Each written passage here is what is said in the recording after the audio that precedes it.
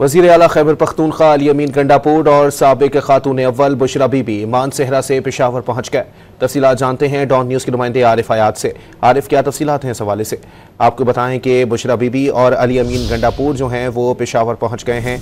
अहम खबर से अपने नाजरीन को यहाँ पर आगाह कर रहे हैं कि साबिक खातून अव्वल बुशरा बीबी और वज़ीर आला खैबर पख्तूनख्वा अली अमीन गंडापुर मानसेहरा से पेशावर पहुंच गए हैं। अहम खबर से अपने नाजरीन को आगाह कर रहे हैं कि वज़ीर आला केपी और बुशरा बीबी 5 दिन बाद पेशावर पहुंच चुके हैं। वज़ीर आला केपी और बुशरा बीबी मानसेहरा से हेलीकॉप्टर के जरिए पेशावर पहुंचे हैं।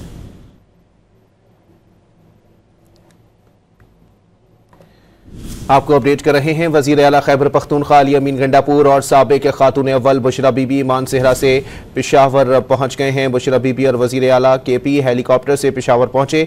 गंडापुर बुशरा बीबी ने इस्लामाबाद के बाद 2 दिन मानसेहरा में क़याम किया है। वज़ीर आला खैबर पख्तूनख्वा अली अमीन गंडापुर और साबिक खातून अव्वल बुशरा बीबी मानसेहरा से पेशावर पहुंच गए हैं।